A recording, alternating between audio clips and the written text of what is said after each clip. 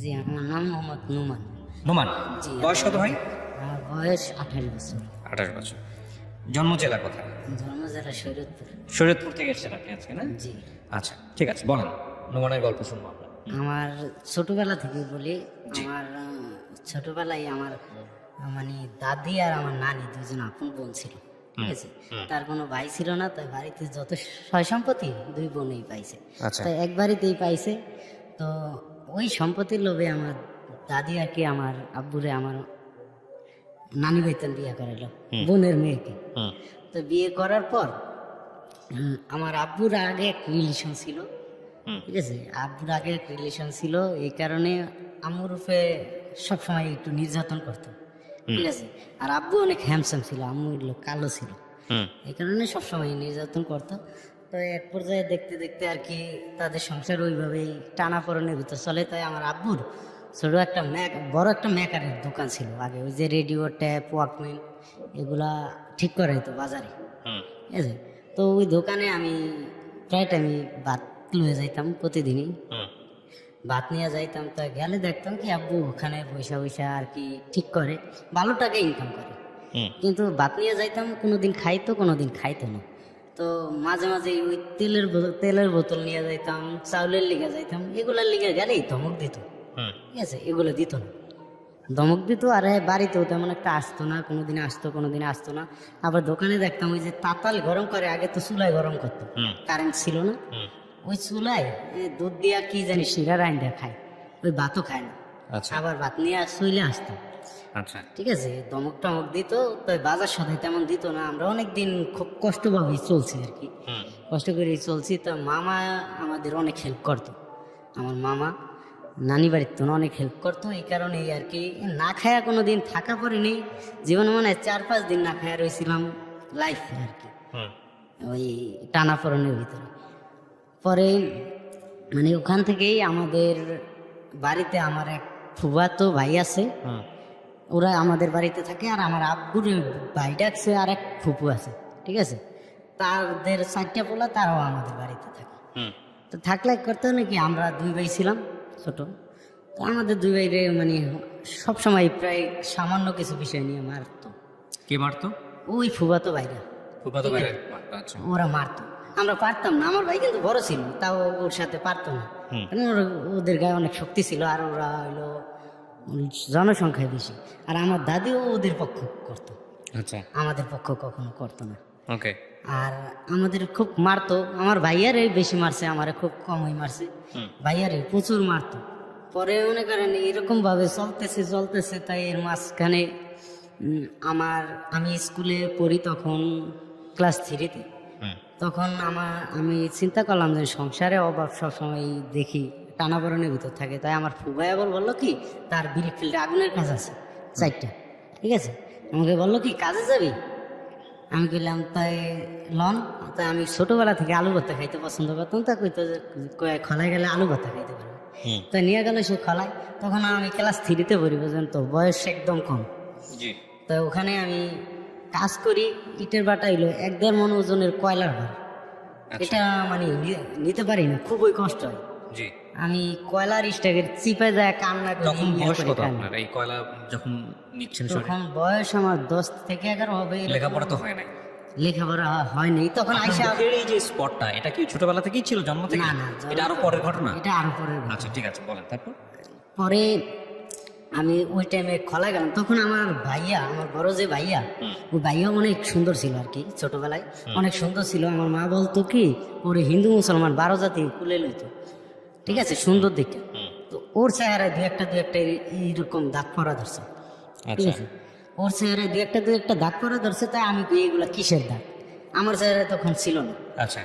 তখন চিন্তা ভাবনা করার দেখাতে ওর এই দাগগুলা এক সময় চোখেও নিছে, মানে চোখের ভিতর ছানি পড়িয়ে গেছে। এই ছোট ছোট ছোট ছোট স্পটগুলো, হ্যাঁ, চোখের ভিতর ছানি পড়িয়ে গেছে।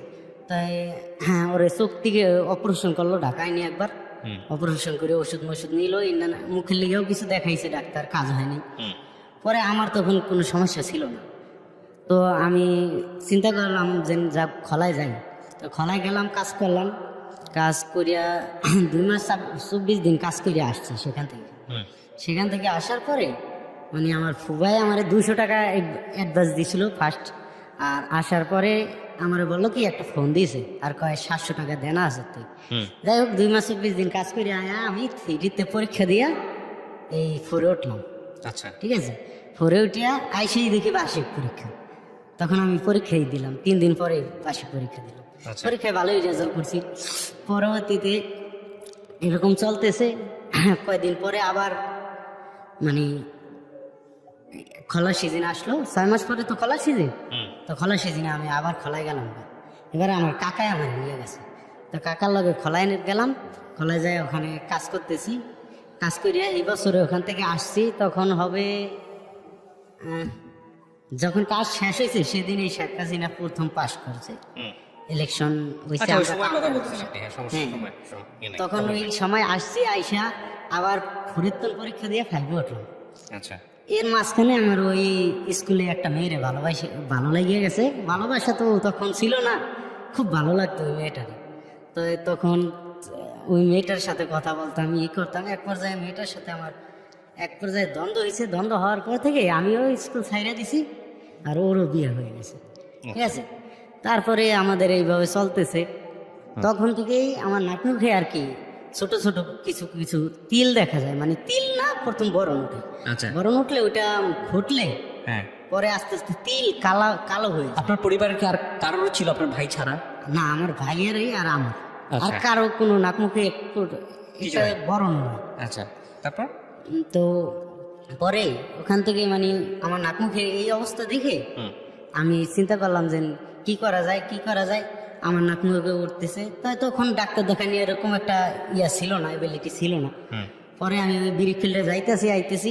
তো এর মাঝখানে আমি এক জায়গায় যাই, ব্রিক ফিল্ডে যাই আর কি ভয় পাইছিলাম।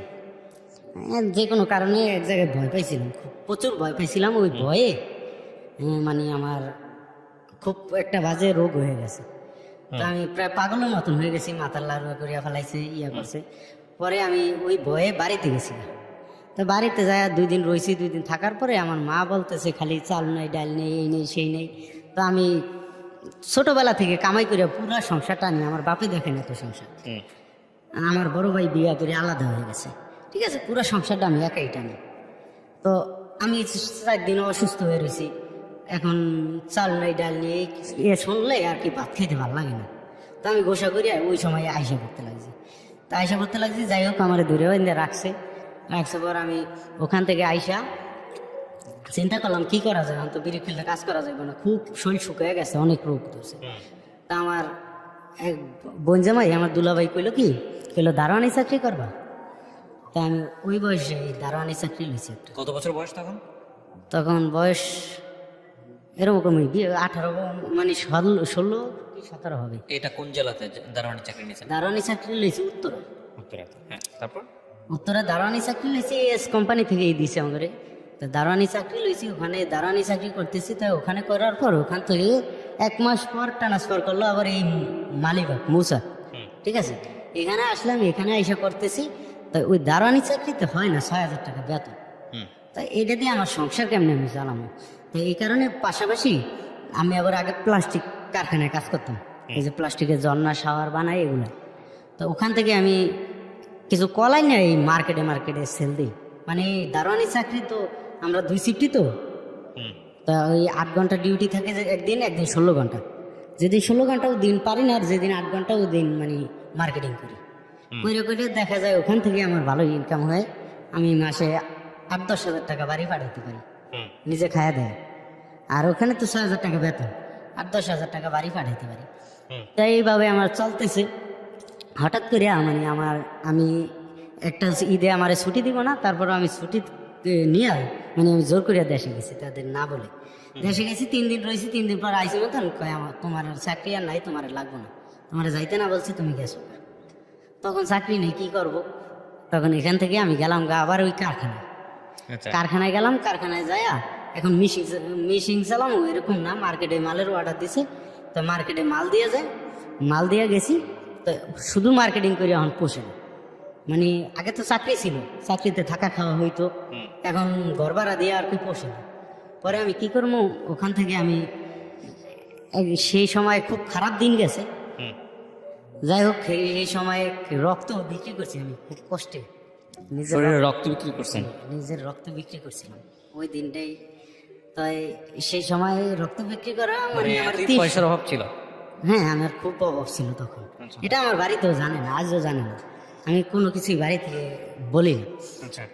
পরে যাই হোক এরপরে আমি কারখানায় কাজ দিলাম, মার্কেটিং সাইডে দিলাম, কারখানায় কাজ দিলাম, কারখানায় কাজ করতেছি।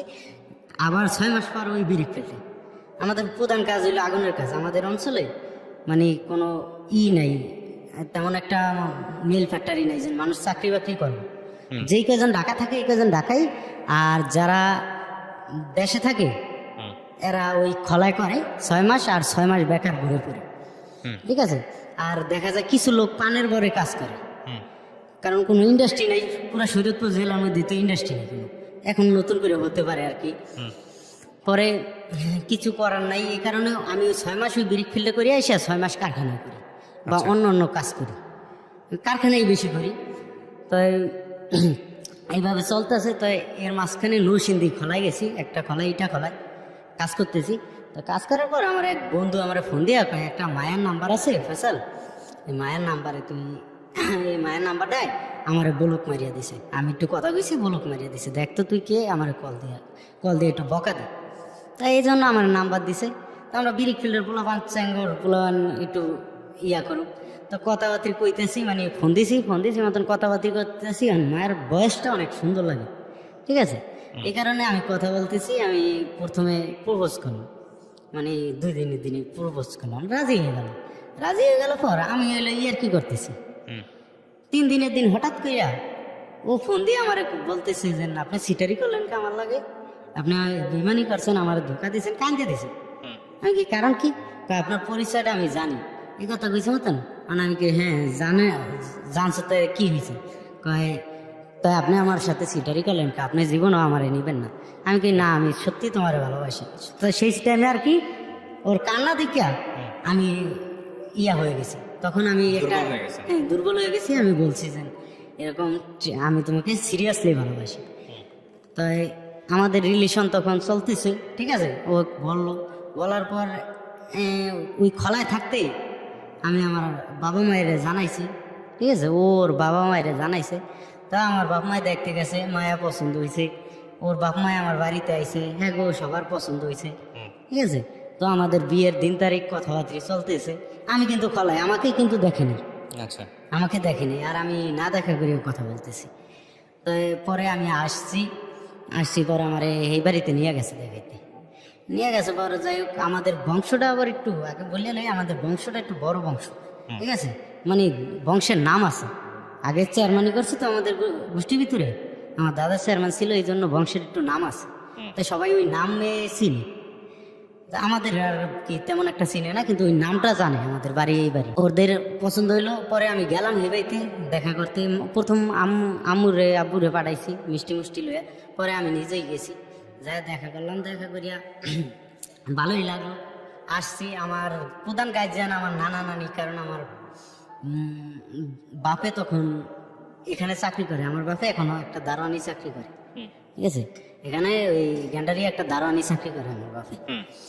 তাই আমি তখন করে জানাইলাম, ওখান থেকে আমি যায়া বিয়ার দিন তারিখ ঠিক হইলো, আমি আমার নানারে দেখাইলাম। পরে নানাই কইতেছি কি, এই মায়া নিলে আমাদের নানি বাড়ির কাছে তো, বলে আমাদের পেস্টিজ নষ্ট হবে, কারণ মায়ের বাপে আগে সুটপুটি ব্যস্ত বাজারে, দেখা যায় একটু ইয়া। তাই চিন্তা করলাম যে সংসারে লেগে জীবনে কিন্তু আমি অনেক কিছু স্যাক্রিফাইস করছি, কি বিয়াজার।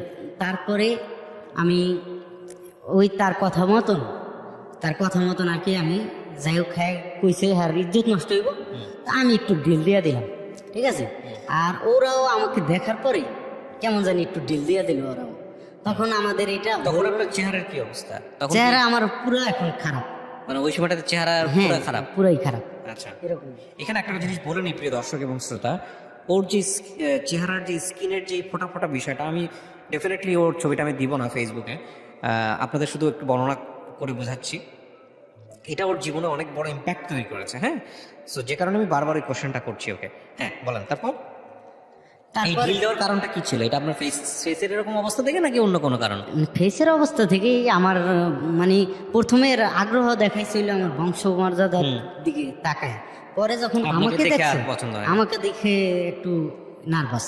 ওকে। তো পরবর্তীতে আমার মায়া আবার কইতেছে কি কয়টা অন্য মায়া দেখি, ঠিক আছে, আমার মায়া হেরাও ঢিল দিছে কেমন জানি, তো কইছে অন্য মায়া দেখি, আমি কি দেখে, তো অন্য মায়া দেখতেছে, এক জায়গায় মায়া দেখাইছে, মায়া দেখাইয়া আমার কয় দেখতে যাবো, যা, তাই আমি দেখতে যাবো, আমার সাথে কিন্তু কেউ নেই, আমার বাপ চাচারা কেউ নেই, আমার মামাই, আমার নানাই আর আমি, ঠিক আছে, আর আমার এক মামি, তাই যাইতেছি। তাই সবচাইতে কি কষ্ট লাগে কি বিয়ে ভাই, আমি যখন যাই বাজারে যাই মিষ্টি লই, তখন আমার সামনে আমার ভাই দাঁড়ানি, আমার থেকে অল্প একটু দূরে, ভাইয়া কিন্তু আমাকে দেখে নাই, কিন্তু আমি দেখতেছি। কিন্তু ওই জায়গায় আমার ইচ্ছা হয়েছিল যে আজকে আমি এরকম একটা জায়গায় যাইতেছি, আমার মায়া বলছে মায়া পছন্দ হইলে এই রাইতেই বিয়ে পড়াই তুমি, ঠিক আছে, এই রাত্রেই বিয়ে পড়ায় ফেলাবি, এই কথা বলে দিছে মামারে। তাই আমি এমন একটা ডিসিশন নিতে যাইতেছি যেখানে বিয়ে হয়ে যাইব, অথচ আমার ভাই সামনে দাঁড়ানি, কিন্তু আমি আমার বাইরে কইতে পারি না। এটা না পারার কারণ, সেদিন আমার অনেক কষ্ট লাগছে, না পারার কারণ আমার সবাই না কইছে, যদি তুই তোর বাইরে লয়ে যাস তা কইব যে ওর বাইরেও এইরো করো এইরো, মানে যায় আমরা একটা কথা বলবো যে ওর চেহারা এটা বড় নড়ছে, কয়দিন পর যাইবো, কিন্তু তোর বাইরে দেখলে তো কইবো এটা বংশ থেকেই হয়েছে, রাইট। তারপর ঠিক আছে, এই কারণে আমার ভাইয়ার আমি কইতে পারতেছি না। তো আমি সামনে দিয়ে যাই, অনেকক্ষণ ভাইয়ের দিকে তাকায় আছি, পরে গেছি, যায় মায়া পছন্দ, হ্যাঁ পছন্দ হয়েছে, আমার দ্বারা জিজ্ঞাসা করে নেই, তখন হেরা কয় কি কয় আজকে রাত্রেই বিয়ে পড়াইলাম, তো বিয়া পড়াইবো রাত তো অনেক হয়ে গেছে, এই কারণে বিয়া পড়াইব না। সেদিন রাত্র 2টার দিকে আমি আইসা পড়তেছি, পরে আমি না আইসা নানার লাগে আর মামার লাগে কইলাম যে একবারও কি আমার জিজ্ঞেস করছেন মায়া আমার পছন্দ হয়েছে নাকি, ঠিক আছে, তো আমার আন্টি সেই সময় বললো যে এসএসসি পাস করছে মায়াটা, এই মায়াটা যেন তোর দেয় এটা তোর কপাল, ঠিক আছে। তা এই কথাটা শুনে আমার খারাপ লাগলো যে কি এককালে আমি পৌঁছে গেছি, কি হয়েছে আমার খালি চেহারাটাই সমস্যা, এছাড়া আমি অনেক বন্ধু বান্ধবের সাথে চলি, আমার স্ট্যাটাসও অনেক আল্লাহ দিলে খারাপ না। তো পরে এই কথাটা বলছো, পরে আমি আচ্ছা আপনারা যা করেন, পরে পরের দিন বিয়া পড়াইলো, বিয়া পড়ানোর সময় এই সময় আমার কাকা কাকিরা কেউ নেই, আমার ফ্যামিলিগতভাবে কেউ নেই, আর যেদিন বিয়া পড়াইছে, বিয়া পড়াইয়া রাত্রে আমার থেকে সবাই আইসা পড়ছে, আমি সেই বাড়িতে একা, ঠিক আছে, আমার বোন জামাইরা গেছিল, বোন জামাই গোসা করে আইসা পড়ছে, হয়ে গেছিল থাকার জন্যই গোসা করে আইসা পড়ছে, তা আমি ওই বাড়িতে একা তখন। যাই হোক বিয়া হয়েছে, রাত্রে অনেক রাত্রে আমার ঘরে নিছে, ঠিক আছে, নেওয়ার পরে মানে ওরে আমি বললাম আর কিছু কথা, স্বামী স্ত্রীর যে কথাগুলো থাকে তাই বললাম, তো ও মানে কথা বলে নাই, শুধু কাঁদছে রাত্রে। তখন সকালবেলা, রাত্রে কিন্তু আমার চেহারা দেখেনি এরকম ভাবে, কেউই খেয়াল করেনি এটা দিকে, ঠিক আছে, অতটা, কিন্তু সকালবেলা আমি রুমের ভিতর বসে আছি, আমার ওয়াইফ আর তার 2টা বোন, বড় 2টা বোন রুমে মানে ঘরের ভিতরে গলা ধরিয়া কান্নাকাটি করে, ওয়াইফ এবং তার বড় বোন, হ্যাঁ কান্নাকাটি করে। তখন আমার কাছে খুব খারাপ লাগছে, এর মধ্যে ওর তাল হয়ে জিগে তোমার মুখে এগুলা কি, ঠিক আছে, তখন আমি মানে খুব খারাপ লাগছে যে আমার এইগুলা নিয়ে কান্নাকাটি করে।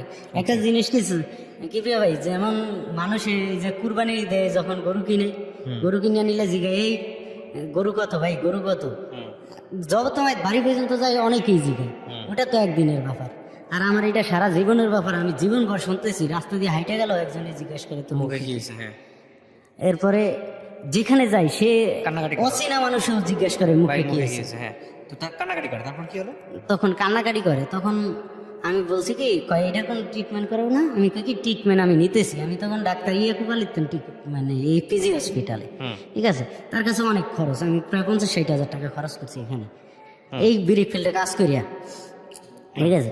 পরবর্তীতে সেখান থেকে যাই হোক ওই কান্নাকাটি করে, পরে আমি ওখান থেকে আয়সা বললাম আমাদের বাড়িতে, আয়সা ওরে আবার কলেজে দিয়েছি, পরের দিন সকালবেলা কলেজে যাবে, ইন্টারে পরে তখন কলেজে যাবে সকালবেলা, রাত্রে বিয়ে হয়েছে, সকালে কলেজে যাবে, আমাদের কিন্তু কোনো কিছুই হয়নি, স্বামী স্ত্রীর যে রিলেশন হয়নি, তাই কলেজে যাবে, আচ্ছা কলেজে যাইব, তো আমি 200 টাকা ওর হাতে দিয়ে দিছি আর একটা ছাতা কিনিয়ে দিছি।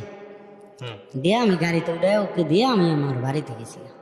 তো সন্ধ্যার দিকে আমি আমার বাড়ি থেকে, সন্ধ্যায় না আসরের দিকে আমি আমার বাড়ি থেকে আসতেছি ওদের বাড়ির উদ্দেশ্যে। তো পথের মাঝে আমার একজন ফোন দিল। ফোন দিয়ে কইতেছে, আপনি কি মুক্তার হাসবেন? আমি বললাম হ্যাঁ। কয় আমি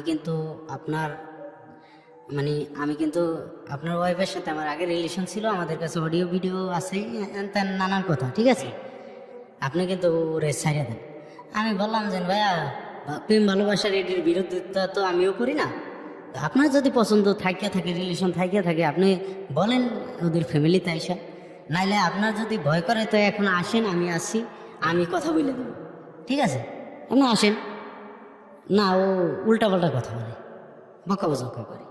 যাই হোক, তারপরে আমি কাইটে দিছি, কাইটে দিয়া এখন আমি আমার ওয়াইফের কাছে রাত্রে যাইয়া জিজ্ঞেস করি যে এরকম এরকম একটা নাম্বারে আমার ফোন দিল, ওর মায়েরও বলছি, বাপেরও বলছি, আর মা বাপেরও বলছি, এরকম এরকম ফোন দিয়ে বলতেছে, ওর নাম বলে, সব কিছু বলে, ডিটেলস পুরো বলে, ঠিক আছে, যে এই এই ব্যাপার, তো এটা কি করবে?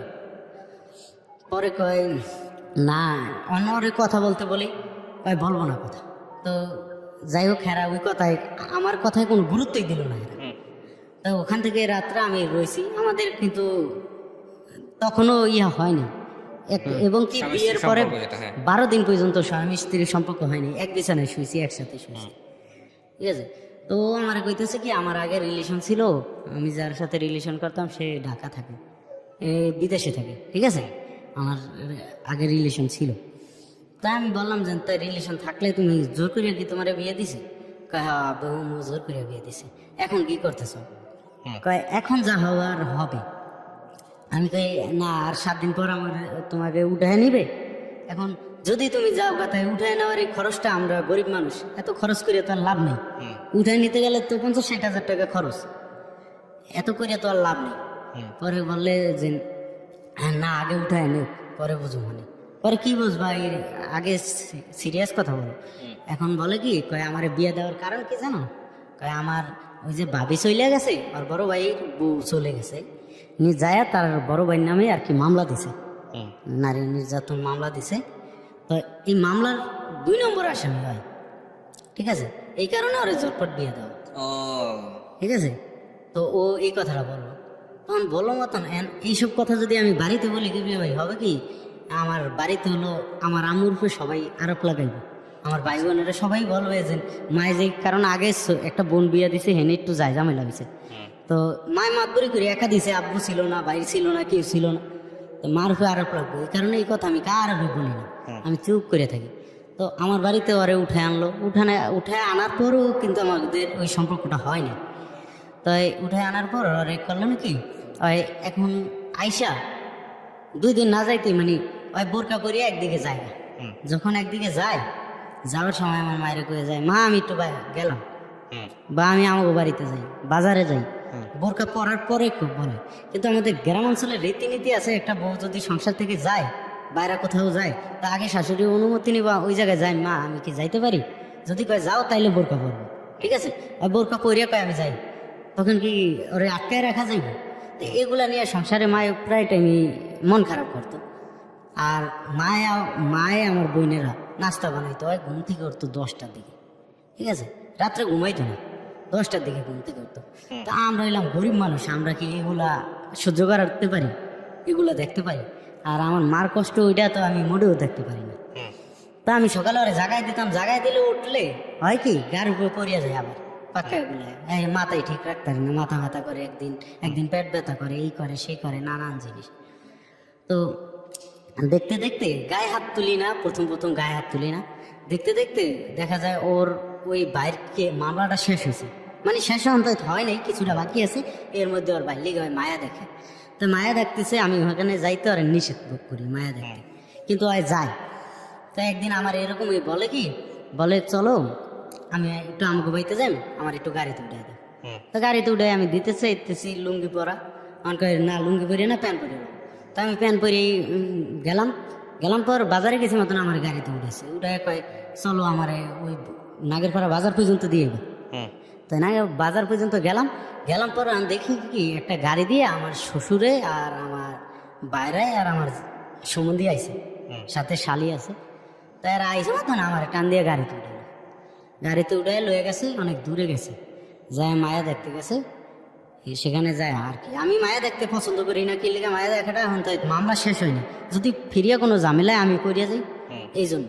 কারণ নারী নির্যাতন মামলা, শিশু নারী নির্যাতন মামলা তো অনেক কঠিন মামলা, এই কারণে পরে সেখানে নিয়ে মায়া ঠায়া দেখাইলো। এখন সেখানে তো চুপ করে আমি আইসা পড়ছি, আইসা সবার ভাড়া আমি দিছি, ওখানে সব কিছু খরচ আমি করছি। পরবর্তীতে গাড়ি মানে আয়া বাড়িতে আইছি, যখন আমার বাড়ির সামনে আইছি তখন হয় হাঁটতে পারে না, মাথা করে, হাত ব্যথা করে, আমার একটা কুলে লও, কুলে করে নাও, ঠিক আছে। ঘরের ভিতরে যায় এই জুতা পরা অবস্থায় আর বুরকা পরা অবস্থায় শুয়ে রয়েছে। তা আমার খুব খিদা লাগছে, আমি খাওয়া যাইনি। আরেক কথা, এখানে মায়া দেখতে গেলে তো আর খাওয়ায় না, হয়তো ফলাদি খাওয়ায়, ভাত তো আর খাওয়ায় না। খিদা লাগছে মতন আমি কয়েকবার কেছি ভাত দাও, তো দেয় না। তখন আমি করলাম কি, নিজেই গ্যাসে আর কি একটা ডিম বাজ দিয়ে গেছি। তো এর মধ্যে আমার মায়া আছে, আমার মায়া কইতেছে, আমার বউ নাচতে দেখলাম যে বাপের বাড়িতে যাওয়ার সময় কি আনন্দ করে নাচতে গেল। এমন আয়া জুতাও খুলে হারতার নেই, বোরকা গায়ে দিয়ে হইয়া পড়ছে। আর আমার পোলায় ডিম ভেজা খাই, জীবন হয় এখন পর্যন্ত ভাত বাইরিয়া খায় নাই আর ডিম ভেজা খায়, এই কথা কইছে। তাই এর মধ্যে আমার জিগায় কই গেছিলি, আমি কই না, মায়া দেখতে গেছিলাম আমার বইনে জিগায়, বড় আপু। তো বড় আপু এই কথা জিগানোর পর আমি বলতেছে কি, আপু কইতেছে তুই মায়া দেখতে গেছো, তো বললি কি ওর ভাই তো মামলাই শেষ হয়নি এখন পর্যন্ত, আগের মামলা, ঠিক আছে। এতে আবার তুই মায়া দেখতে যাস, ঝামেলা করো যদি। এর মধ্যে ও উঠটা কইলো চুপ, আমার ফ্যামিলির বিষয়ে কেউ কোনো কথা বলবে না, ঠিক আছে। তখন এই কথাটা আমি নিতে পারিনি, তখন আমি মানে ওই অবস্থায় 2-3টা লাগাইছি। বিয়ের কতদিন পরে গায়ে হাত তোলেন আপনি? বিয়ার প্রায় 6 মাস হবে, 6 মাস। হ্যাঁ এরকম। তখন আর কি ওই বেদবিটা দেখে আমি লাগাইছি। পরে যাই হোক, ওর মায়ের ফোন দিল, বাপের ফোন দিল, মানে ওখানে কিছু হলে ওই বাড়িতে, ওদের বাড়িতে কলিং বেল বাজবে, ঠিক আছে। তো সবাই ফোন দিয়ে এটার করে। যাই হোক, ওই ঝামেলাটা পরে মিটে গেছে। মিটে যাওয়ার পরে আমি ভালোই ফলা করতেছি। তো এর মাঝখানে আমি কুমিল্লা কাজে গেছি, আমার এক স্বাস্থ্য ভাই লাগে। তো ওই কাজের তো আমার স্বাস্থ্য ভাই করছে নাকি, মানে কিছুদিন কাজ হওয়ার পর ওর 4টা খোলা, ও 2টা খোলার লোক লয়ে পলায় আয় পড়ছে মতো না, নাম করে তো ফালাই দিয়েছে ওখানে। তখন মানে আমরা চিন্তা ভাবনা করলাম যে কি করবো, আমরা কি চলে যাই, কোম্পানিকে আমাদের যাইতে দিব, আমাদের তো বাইরে থাকবো। তো এর মধ্যে কোম্পানি আমাদের ভালো ছিল, বুদ্ধিমান কোম্পানি, আইসা বাটার পেয়ে আসে মতন কয় তোমাদের মিস্ত্রি তো চলে গেছে, এখন একটা কাজ করো, তোমাদের মধ্যে সিনিয়র মিস্ত্রিকে পরে সবাই দেখাই দিল। আমরা যেহেতু 10 জন এক সেক্রেটারিতে, ঠিক আছে, আমরা আগুন স্টাফ 10 জন থাকি, তো 10 জনের মধ্যে সিনিয়র আমি। তাই আমাকে বললো ফয়সাল, আজকে থেকে তুমি সপ্তাহ নিবা, তুমি টাকা নিবা, আর সবার বেতন আমি নিজের থেকে দিব, ঠিক আছে, তোমাদের যা বেতন তা থেকে 1000 করে বাড়ায় দিব, এই কথা বললো। তো বলার পরে আমি করলাম কি, ঠিক আছে। তো পোলাপানে বলতেছে, আপনি যদি রিস্ক নেন তাই কাজ করুন, কোম্পানির রিক্সে আমরা কাজ করুন না, কোম্পানির আমরা চিনি না, আপনি তো আর টাকা উড়াইতেই পারুন বাড়িতে যায়, কিন্তু কোম্পানির তুমি তো আর উড়াইতে পারুন না, লাস্টে দেখা যায়। তো এই লাখ টাকার রিস্ক কি আমরা নিতে পারি না। তখন আমি কইলাম, চিন্তা ভাবনা করিয়া এরপরে যুক্তি করিয়া লাস্টে রিস্ক নিলাম পর কাজ করার পরে এই বছর এখান থেকে আইসি। পরের বছর ওই কোম্পানি আমারে ফোন দিছে, সেই বছরই আমারে ফোন দিয়ে কয়, ফয়সাল তুমি একটা কাজ করো, ব্রিক ফিল্ডটা এবার তুমি চালাও, ঠিক আছে, তুমি চালাও, তোমার এই দিয়ে দিই। পরে আমি বললাম কি, আমার বয়সে তো ব্রিক ফিল্ডের মিস্ত্রি হওয়া সম্ভব না, কারণ লেবার চালাইতে অনেক টিট লাগে, মানুষের বারবার তিক লাগে, আমরা হইলাম পোলাপান মানুষ, আমাকে কথা সবাই শুনবো।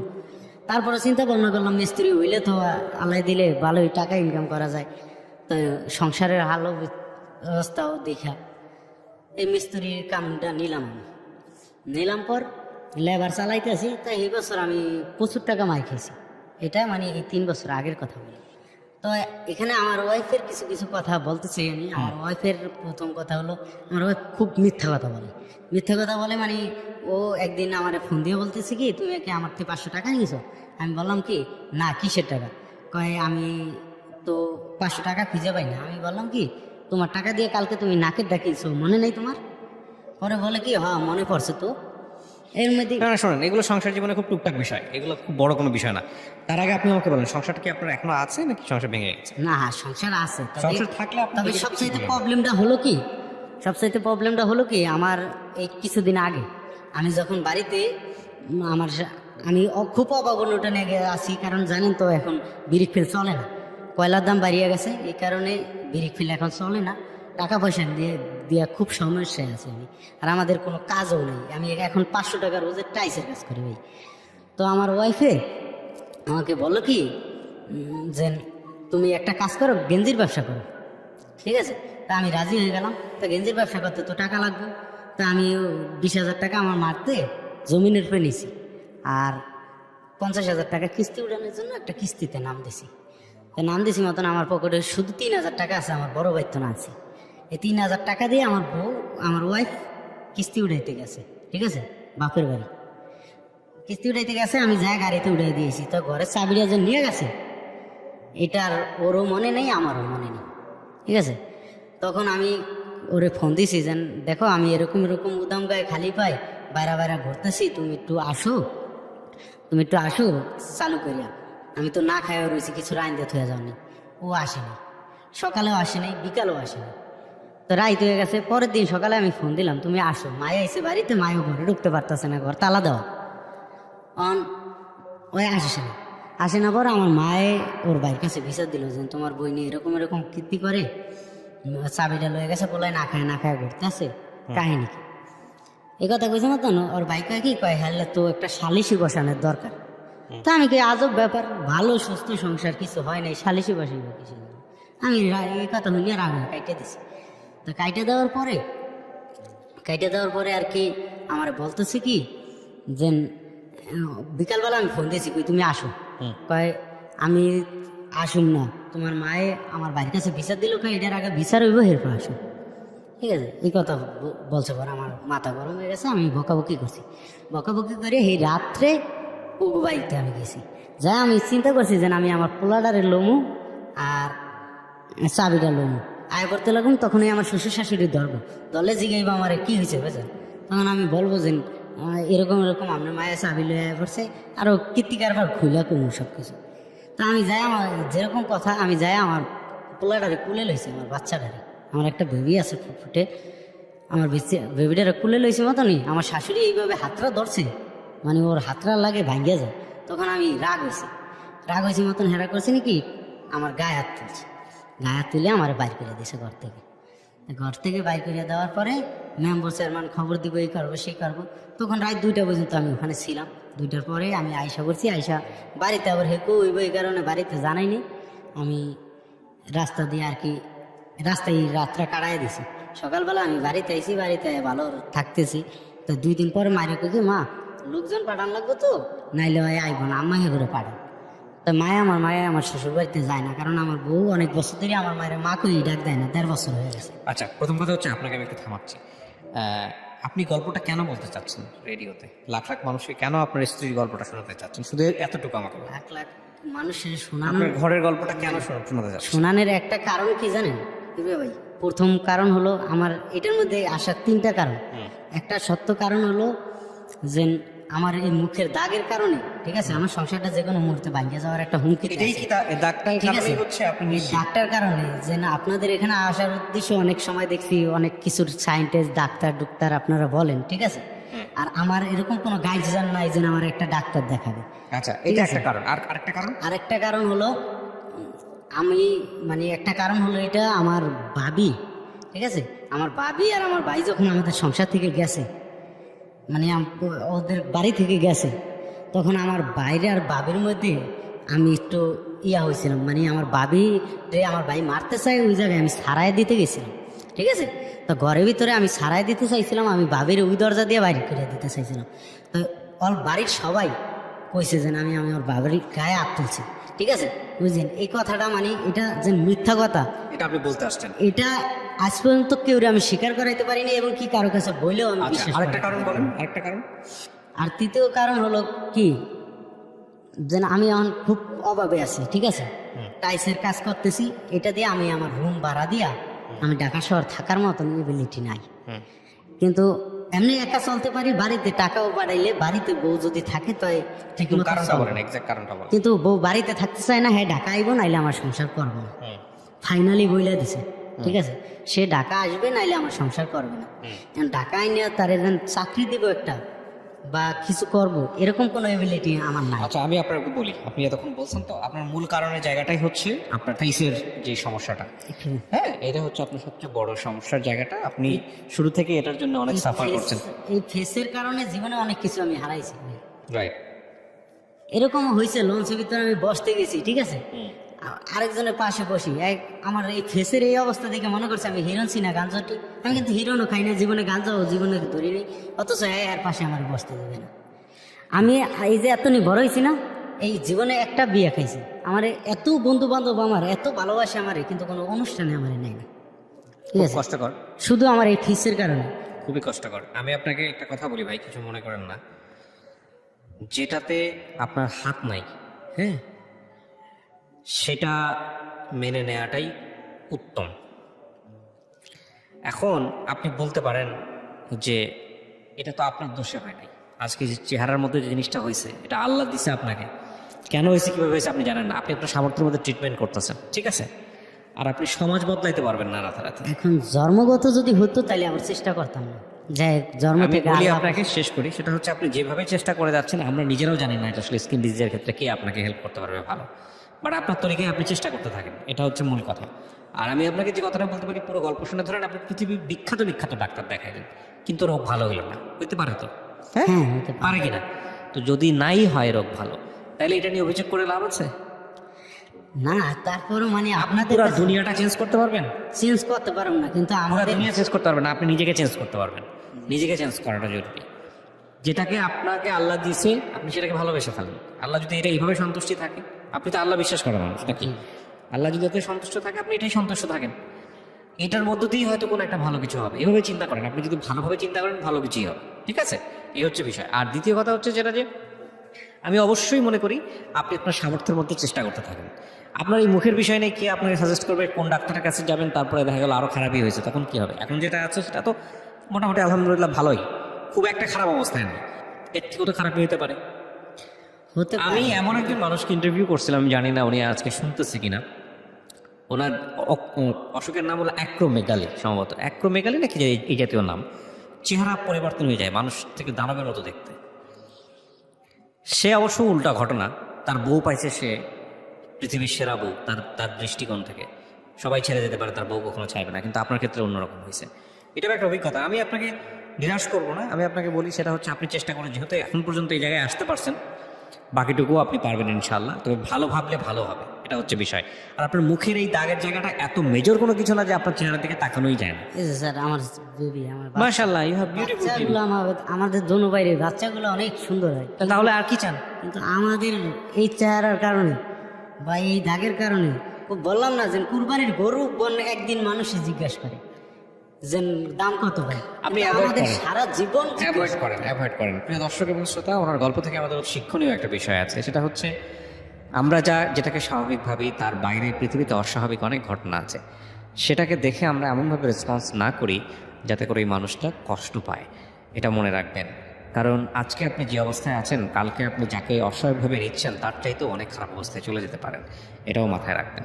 এবং সবসময় সবসময় নিজেকে আশীর্বাদ পুষ্ট ভাববেন যে কোনো সিচুয়েশনে, এই অর্থে যে আপনি যতটা খারাপ অবস্থায় আছেন তার চাইতে আরও অনেক অনেক বেশি খারাপ অবস্থায় চলে যেতে পারেন। সো আলহামদুলিল্লাহ ফর এভরি টাইম। আজকের মতো এ পর্যন্তই। এই গল্প থেকে অনেক কিছু শেখার আছে যদি আপনি সূক্ষ্মভাবে চিন্তা করেন। ও খুবই মার্জিনাল ক্লাসের একটা মানুষ, কিন্তু ওর জীবনের এই যে কষ্টগুলো, বিয়ের আগে থেকে শুরু করে বিয়ের পরে এবং তারপর বিভিন্ন রকমের স্ট্রাগল, তারপরে শুধুমাত্র এই চেহারার কিছু ছোপ ছোপ দাগ, সেটা